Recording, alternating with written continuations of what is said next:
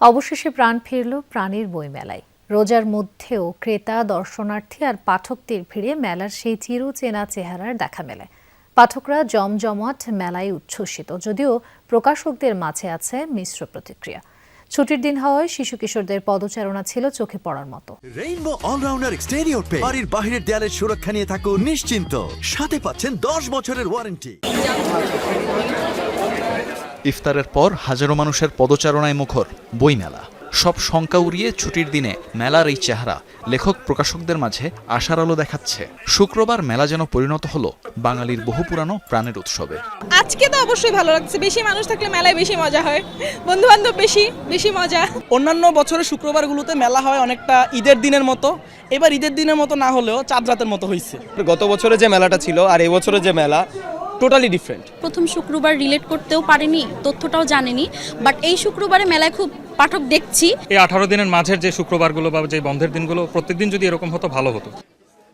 তবে শুধু সন্ধ্যাতেই নয়, বিকেলেও মানুষের আনাগোনা ছিল চোখে পড়ার মতো। ছুটির দিনে মেলার শোভা বাড়িয়েছে সাহিত্যপ্রেমী থেকে শুরু করে লেখকরাও।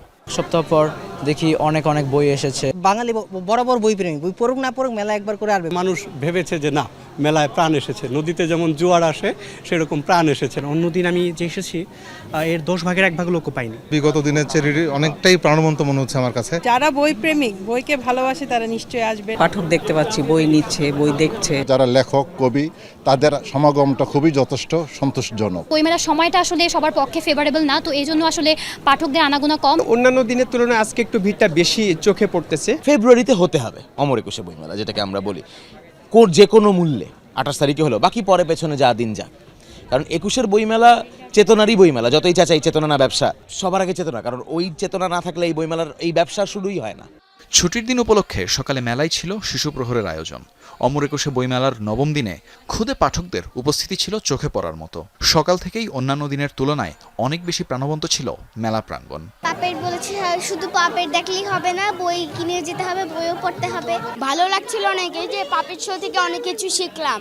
নতুন জিনিসের প্রতি আকর্ষণ বাড়বে এবং চিন্তার চেতনাটাকে অনেক আবির্ভূত করবে বলে আমি বিশ্বাস করি। এবারের বইমেলায় শিশুতোষ ছড়ার নতুন বই প্রকাশিত হয়েছে মোট 18টি। তানভীর মৌসুম, যমুনা নিউজ, ঢাকা।